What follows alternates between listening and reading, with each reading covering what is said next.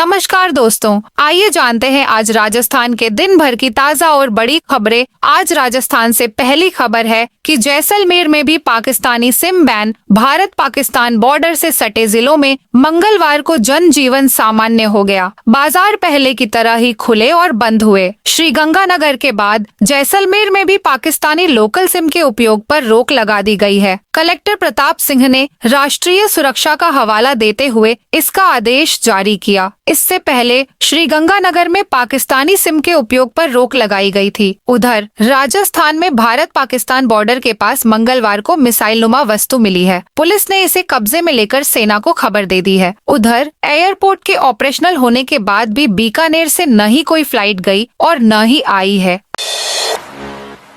अजमेर में बांग्लादेशी दंपति को पकड़ा। अजमेर में अवैध बांग्लादेशी, रोहिंग्या और संदिग्ध नागरिकों की धरपकड़ के लिए चलाए जा रहे विशेष अभियान के तहत स्पेशल टास्क फोर्स ने एक बांग्लादेशी दंपति को डिटेन किया है। अभियान के तहत अब तक 31 अवैध बांग्लादेशी नागरिकों को पकड़ा जा चुका है। इनमें से 4 बांग्लादेशीगंज थाना पुलिस टीम के सहयोग से पकड़े गए। पुलिस उपाधीक्षक लक्ष्मण राम के नेतृत्व में टीम ने रबीउल उल इस्लाम और उसकी पत्नी हलीमा खातून को डिटेन किया। दोनों बांग्लादेश के मदारपुरा पोस्ट गोदावरी जिला राजशाही के मूल निवासी हैं। 10 साल पहले दोनों चोरी छिपे बॉर्डर क्रॉस कर भारत में घुसे थे। अलग अलग शहरों में पहचान छुपाकर रहने के बाद अजमेर में खानाबदोश के तौर पर रह रहे थे। पुलिस इनके संपर्क सूत्रों के बारे में जांच कर रही है।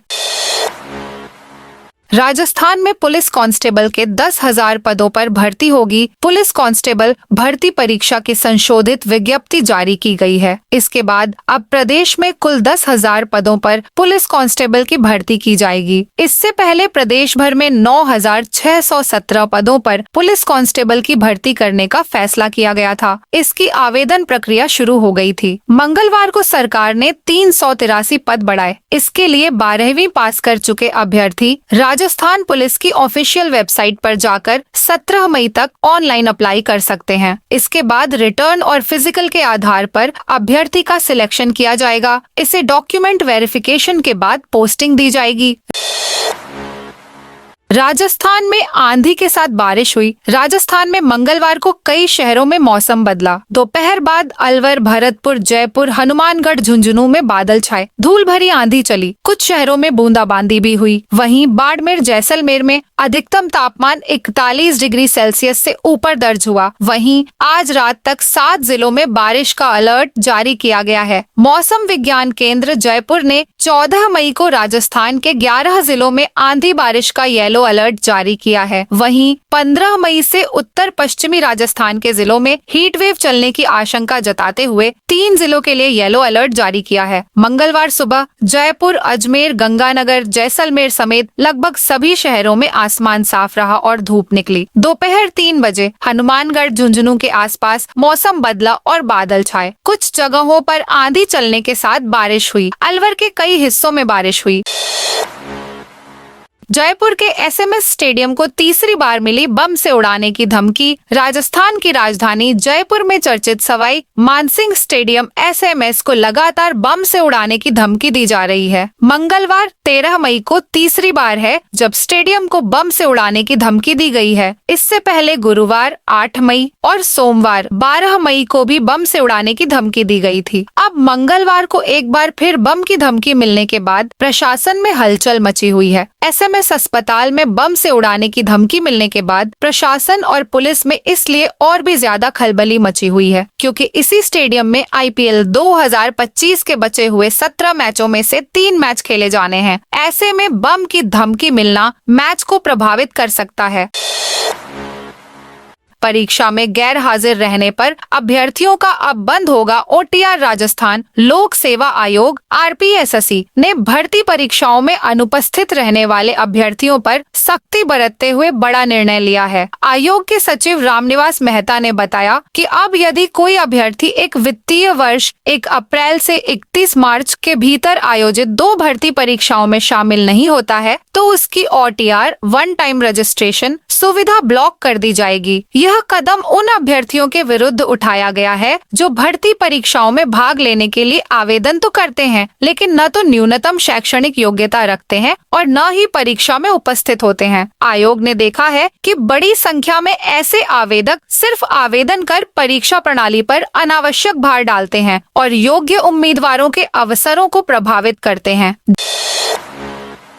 जोधपुर में खुले स्कूल कॉलेज। जोधपुर में भारत पाकिस्तान सीज फायर के बाद हालात सामान्य होने लगे हैं। आज से सभी सरकारी और निजी स्कूल, कॉलेज, विश्वविद्यालय और कोचिंग सेंटर की गतिविधियां शुरू हो गई हैं। 7 मई से स्कूल, कॉलेज पूरी तरह से बंद थे। जिला कलेक्टर ने सोमवार को शैक्षणिक संस्थान खोलने के संबंध में आदेश जारी किए थे। वहीं रेलवे की ट्रेनें तय शेड्यूल से चल रही हैं। स्थिति में सुधार को देखते हुए जोधपुर एयरपोर्ट को भी सोमवार से चालू कर दिया गया है। बाजार भी खुल है। प्रशासन ने नागरिकों से सतर्क रहने और सुरक्षा नियमों का पालन करने की अपील की है। वर्तमान में शहर में पूर्ण शांति बनी हुई है। नागरिकों से सहयोग की अपील करते हुए किसी भी आपात स्थिति में तुरंत प्रशासन को सूचित करने को कहा गया है। ओम बिरला की बेटी अंजलि के पक्ष में हाईकोर्ट ने सुनाया फैसला। दिल्ली हाईकोर्ट ने कथित रूप से आपत्तिजनक सोशल मीडिया पोस्ट से जुड़े मामले में लोकसभा अध्यक्ष और कोटा से सांसद ओम बिरला की बेटी अंजलि बिरला के पक्ष में फैसला सुनाया है। साथ ही हाई कोर्ट ने अंजलि बिरला द्वारा दायर मुकदमे की कार्यवाही को बंद करते हुए एक्स को शेष 4 पोस्ट भी हटाने का निर्देश दिया और कहा कि यदि अंजलि बिरला किसी ऐसे ही अन्य पोस्ट को उसके संज्ञान में लाती है तो उन्हें भी सोशल मीडिया मंच द्वारा हटा दिया जाना चाहिए।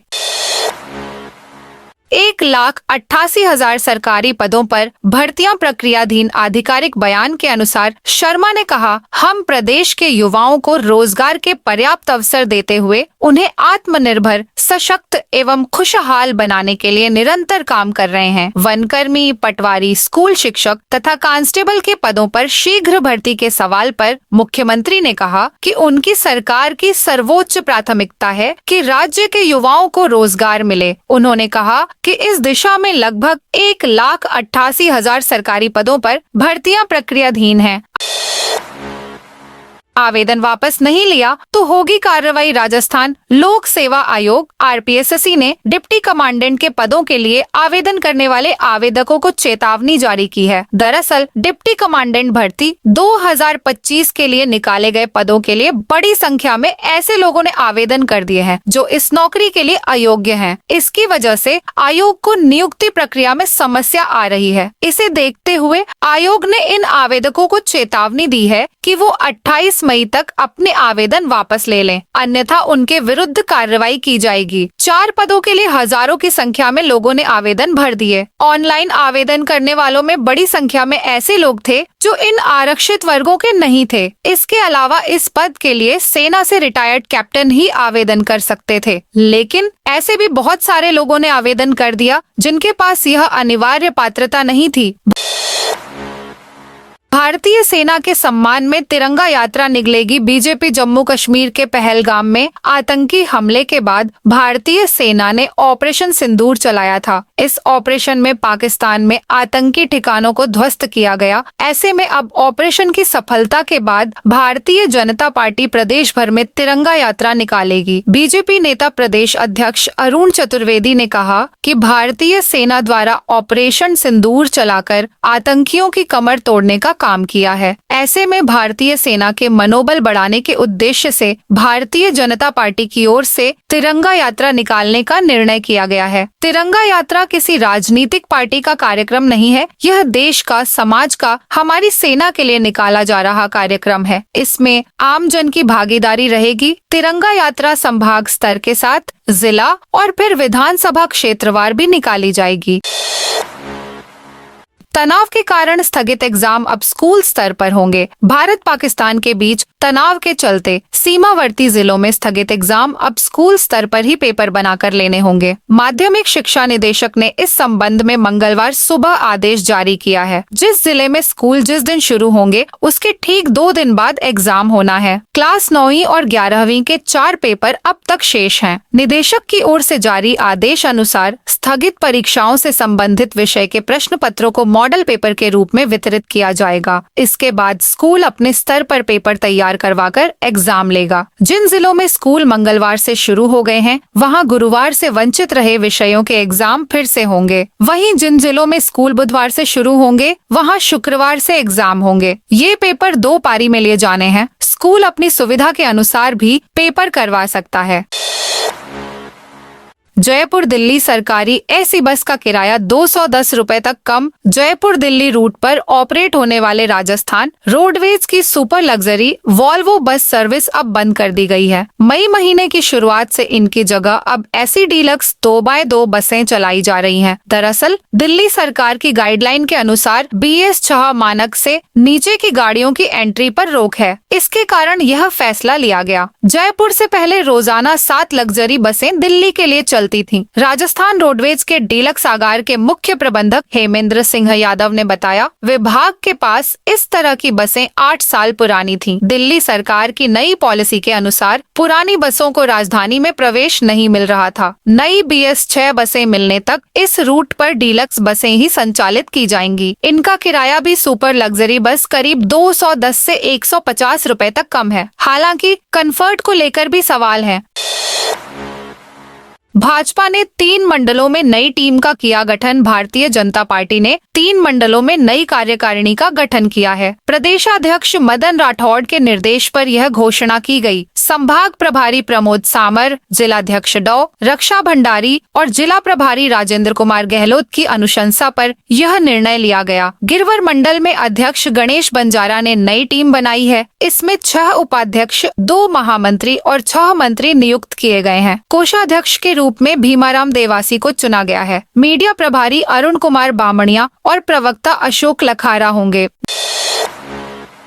गहलोत बोले, ट्रंप ने सीज फायर कश्मीर की ठेकेदारी कैसे ली? पूर्व सीएम अशोक गहलोत ने पाकिस्तान के साथ सीज फायर से पहले अमेरिकी हस्तक्षेप को लेकर केंद्र सरकार और पीएम नरेंद्र मोदी पर सवाल उठाए हैं। अशोक गहलोत दिल्ली में AICC ऑफिस में मीडिया से बात कर रहे थे। गहलोत ने कहा, अचानक सीज फायर करके सरकार मोरल अथॉरिटी खो चुकी है। अमेरिकी राष्ट्रपति डोनाल्ड ट्रंप ने कैसे सीज फायर की घोषणा की? सरकार की सलाह से या खुद की? इस पर जवाब देना चाहिए। ट्रंप ने कौन सी ठेकेदारी ले रखी है? वह खुद ही ठेकेदार बन गए या हमारी सरकार की चुप्पी उनके हौसले बढ़ाती है? ट्रंप किस आधार पर कह रहे हैं कि रात भर हमारे लोगों ने मेहनत की है? इस मेहनत में कौन कौन भागीदार थे? यह बात देश के सामने स्पष्ट होनी चाहिए।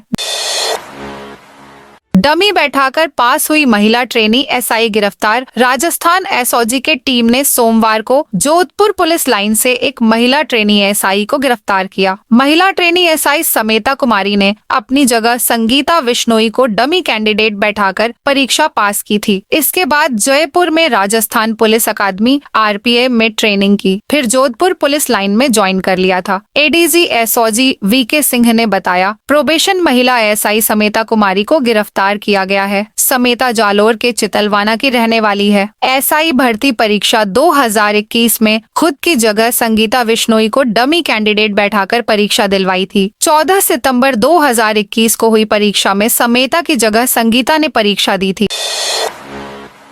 प्रतापगढ़ के गोपेश्वर मेले कबड्डी प्रतियोगिता का आयोजन। प्रतापगढ़ में मंगलवार को गोपेश्वर मेले का आयोजन किया गया। इस अवसर पर कबड्डी समेत विभिन्न प्रतियोगिताएं हुई। इन प्रतियोगिताओं में 1506 खिलाड़ियों ने हिस्सा लिया। Kabaddi, volleyball, athletics, jalebi race और रस्साकशी में महिला पुरुष दोनों वर्गों के मुकाबले हुए। कबड्डी पुरुष वर्ग में पारखंदा प्रथम और मुंडी खेड़ा द्वितीय रहा। महिला वर्ग में भांजी खेड़ा प्रथम और चिकट उपविजेता रही। वॉलीबॉल में खेल छात्रावास की टीम विजेता और फेसला उपविजेता रही। रस्साकशी पुरुष वर्ग में चिकट प्रथम और लालगढ़ उपविजेता रहा। महिला वर्ग में गौतमेश्वर विजेता और मुंडी खेड़ा उपविजेता रही। कार्यक्रम का संचालन शारीरिक शिक्षक सुरेंद्र सुमन ने किया। इस अवसर पर CI अर्नोद हजारीलाल मीणा, कैलाश मीणा, श्यामलाल मीणा समेत सैकड़ों लोग मौजूद रहे।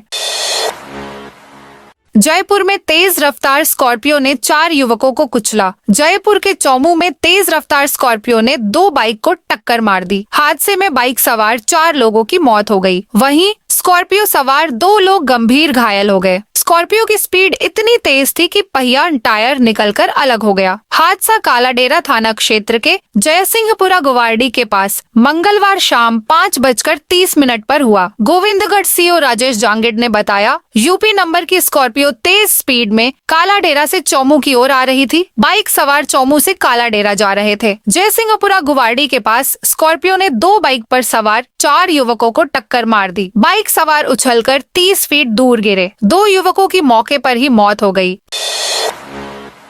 5 मेडिकल कॉलेजों में अतिरिक्त प्रिंसिपल लगाए। मेडिकल एजुकेशन डिपार्टमेंट की ओर से आज एक आदेश जारी करके राज्य के 4 मेडिकल कॉलेजों में 5 अतिरिक्त प्रिंसिपल की नियुक्ति की गई। जयपुर के सवाई मानसिंह मेडिकल कॉलेज में डॉ. लीनेश्वर हर्षवर्धन की जगह डॉ. मनीष अग्रवाल को अतिरिक्त प्रिंसिपल बनाया है। आदेशों के मुताबिक अजमेर मेडिकल कॉलेज में सीनियर प्रोफेसर फार्माकोलॉजी डिपार्टमेंट डॉ. सुनील कुमार माथुर को, मेडिकल कॉलेज बीकानेर में सीनियर प्रोफेसर रेडियोथेरेपी डॉ. नीति शर्मा को, मेडिकल कॉलेज जोधपुर में senior professor paediatric medicine department Anurag Singh और सीनियर प्रोफेसर एनेस्थीसिया डिपार्टमेंट डॉ. फतेह सिंह भाटी को अतिरिक्त प्रिंसिपल के पद पर लगाया है। वकीलों को कलेक्ट्रेट में घुसने से रोका। पानी की बौछार की किशनगढ़ में वकील की गिरफ्तारी का मामला तूल पकड़ता जा रहा है। मंगलवार को अजमेर जिले के सभी वकील कार्य बहिष्कार पर रहे। अजमेर में सुबह एक जनरल हाउस भी वकीलों की हुई। जनरल हाउस के बाद सभी वकील कोर्ट परिसर से बाहर पहुंचे और रास्ता जाम कर विरोध जताया। रैली निकालते हुए कलेक्ट्रेट पर पहुंचे। कलेक्ट्रेट में घुसने के दौरान बैरिकेड्स गिरा दिए। इस दौरान वकीलों पर वाटर कैनन और फायर ब्रिगेड की गाड़ी से पानी की बौछार की गई, जिससे वकील और आक्रोशित हो गए और बिना झापन दिए वापस कोर्ट पहुंच गए। वहीं दूसरी तरफ थाना प्रभारी के समर्थन में ग्रामीणों की ओर से जिला कलेक्टर को झापन दिया गया। झापन देकर निष्पक्ष जांच की मांग की गई है। नागौर में हीट वेव की चेतावनी। नागौर में तापमान बढ़ने लगा है। पिछले 11 दिनों से चल रहा पश्चिमी विक्षोभ का असर अब कमजोर पड़ गया है। इसके साथ ही तापमान बढ़ने लगा है और गर्मी बढ़ने लगी है। आज सुबह से धूप में तेजी है। तेज धूप के साथ ही हल्की हवाएं भी चल रही हैं। 2 मई के बाद लगातार 3 पश्चिमी विक्षोभ सक्रिय होने से 12 मई की सुबह तक आंधी बारिश ओलों का दौर चला। एसएसबी में ठेका सफाई कर्मियों का कार्य बहिष्कार। मेडिकल कॉलेज से जुड़े सुपर स्पेशलिटी हॉस्पिटल एसएसबी के ठेका सफाई कर्मी फिर कार्य बहिष्कार पर उतर गए हैं। ठेका सफाई कर्मी 23 महीने के बढ़े हुए 26 रुपए के एरियर भुगतान की मांग कर रहे हैं। सफाई कर्मियों के सुबह के कार्य बहिष्कार पर चले जाने से हॉस्पिटल की सफाई व्यवस्थाओं पर असर पड़ा। सफाई कर्मियों ने हॉस्पिटल गेट के बाहर खड़े होकर नारेबाजी की। एरियर भुगतान नहीं होने तक कार्य बहिष्कार जारी रखने की चेतावनी दी। जयपुर में शुरू होगा विराट कोहली का रेस्टोरेंट। भारतीय क्रिकेट स्टार विराट कोहली का प्रतिष्ठित रेस्तरां 18 कम्यून अब जयपुर में खुलने जा रहा है। यह नया आउटलेट 15 मई से जयपुर के हॉराइजन टावर में शुरू होगा, जो शहर के फूड लवर्स के लिए एक खास अनुभव लेकर आएगा। वह 18 कम्यून का मेन्यू विराट कोहली की पसंद और हेल्दी लाइफस्टाइल को ध्यान में रखते हुए तैयार किया गया है। यहाँ भारतीय, जापानी, इटालियन और ग्रीक फ्लेवर का फ्यूजन देखने को मिलेगा। विधायक बोले, 1-1 लाख रुपए लेकर दी जा रही नौकरी। भीलवाड़ा के मांडल से विधायक उदय लाल भड़ाना ने सोमवार को जिला परिषद की साधारण सभा में अधिकारियों पर भ्रष्टाचार, कमीशनखोरी व अवैध खनन के गंभीर आरोप लगाए। भड़ाना ने सीएमएचओ डॉ. सीपी गोस्वामी पर पीसीसी सचिव शंकर लाल गाडरी को ठेका देने का आरोप लगाया। भड़ाना ने कहा, 1-1 लाख रुपए लेकर नौकरी दी जा रही है। सदस्य शंकर लाल जाट ने इसे घोटाला बताया। सांसद बोले, पाकिस्तान और चाइनीज मालफुस पटाखे साबित हुए। भीलवाड़ा सांसद दामोदर अग्रवाल इन दिनों बाड़मेर दौरे पर है। सोमवार रात 8 बजे पीएम नरेंद्र मोदी के संबोधन को सुनने के बाद मीडिया से बातचीत की। उन्होंने कहा, पाकिस्तान और चाइनीज मालफुस पटाखे साबित हुए। हमारे एंटी मिसाइल सिस्टम ने 100% मिसाइल ऑफ ड्रोन को हवा में ही उड़ा दिया। हमारी सभी मिसाइल अचूक निशाने पर लगी। उन्होंने कहा, हमने जो चाहा वो हमने कर दिया। वो जो चाहता था वह कुछ भी नहीं कर पाया, इसलिए घुटने पर आया। अब वो मजबूरी में शांति वार्ता और सीज फायर की बात कर रहा है। कोटा में एसईबी की बड़ी कार्रवाई। राजस्थान में एसईबी की कार्रवाई भ्रष्टाचार के खिलाफ तेजी से बढ़ रही है। हाल ही में कई विभागों में भ्रष्टाचार निरोधक ब्यूरो एसईबी की टीम ने भ्रष्ट अधिकारियों और कर्मचारियों पर शिकंजा कसा है। वहीं परिवादियों की लगातार शिकायतों पर एसईबी त्वरित कार्रवाई कर रही है। वहीं ताजा मामला कोचिंग सिटी कोटा में आया है, जहां एसईबी की टीम ने रेवेन्यू डिपार्टमेंट में रेड किया है। यहां तहसीलदार और एक गार्ड को रिश्वत लेते रंगे हाथों गिरफ्तार किया है। बताया जा रहा है कि कोटा एसईबी की टीम ने चेचट तहसीलदार भरत कुमार यादव और गार्ड दिनेश को ट्रैप किया है। साथ ही इन दोनों को 25,000 रुपए घूस लेते रंगे हाथ पकड़ा है। एसईबी अब आगे की कार्रवाई भी कर रही है। राजस्थान के 21 जिलों में आज आंधी बरसात का अलर्ट। मौसम विभाग ने मंगलवार को राज्य के 21 जिलों में आंधी बारिश का येलो अलर्ट जारी किया है। वहीं 15 मई से राज्य के उत्तर पश्चिमी जिलों में हीट वेव का येलो अलर्ट जारी किया है। इससे पहले अचानक मौसम पलट गया। जयपुर समेत कई जिलों में तेज बारिश शुरू हो गई। सीकर और अजमेर के केकड़ी में बरसात के साथ ओले गिरे। सीकर में बारिश के पानी में करंट फैलने से एक युवक की मौत हो गई। अलवर, टोंक, भीलवाड़ा, झुंझुनू, हनुमानगढ़ में भी कुछ जगहों पर हल्की बारिश और बूंदाबांदी हुई। वहीं राजस्थान के कई शहरों में आज भी गर्मी तेज रही। श्रीगंगानगर, चूरू, बीकानेर, जैसलमेर और बाड़मेर में अधिकतम तापमान 41 से 43 डिग्री सेल्सियस के बीच दर्ज हुआ। मौसम विज्ञान केंद्र जयपुर के अनुसार राजस्थान में वेस्टर्न डिस्टर्बेंस का असर 13 मई तक रहेगा। 14 मई को राज्य में मौसम साफ रहेगा। कहीं आंधी बारिश की कोई संभावना नहीं है। पश्चिमी राजस्थान के शहरों में 14 मई तक तापमान 44 या 45 डिग्री सेल्सियस तक पहुंचने की संभावना है। 15 मई से राज्य में हीट वेव का दौर शुरू होगा। 15 से 16 मई को बाड़मेर और श्रीगंगानगर में हीट वेव चलने का येलो अलर्ट जारी किया है। राज्यपाल बागड़े बोले, केवल डिग्री वाले नेताओं के पास भटकते हैं। राज्यपाल हरिभाऊ बागड़े ने कॉलेज स्टूडेंट्स की डिग्री को लेकर बड़ा बयान दिया है। अलवर में राजर्षि भर्तृहरि मत्स्य यूनिवर्सिटी के 5वें दीक्षांत समारोह में कुलाधिपति के रूप में शामिल हुए बागड़े ने स्टूडेंट्स से कहा, केवल डिग्री से काम नहीं चलने वाला है। यह सच है कि केवल डिग्री लेने वाले भटकते हैं, कौशल और कला वाले कभी भूखे नहीं मरते हैं। उन्होंने कहा, केवल पास होने से काम नहीं चलने वाला है। ऐसे पीढ़ियां बर्बाद हो जाएंगी। केवल डिग्री वाले तो नेताओं के पास भटकते हैं, कला वाले रोजगार पाते हैं। राष्ट्रहित का ध्यान रखने की जरूरत है। उन्होंने स्टूडेंट्स से कहा, केवल पाठ्य पुस्तक पर निर्भर मत रहो, उससे अलग भी पढ़ो। हमें टैलेंट चाहिए। अमेरिका में एलन मस्क भी यही कह रहे कि टैलेंट इंजीनियर की जरूरत है। तो दोस्तों, ये थी आज राजस्थान की बड़ी खबरें। आप इस वीडियो को कौन से जिले से देख रहे हैं, उस जिले का नाम जरूर बताइए।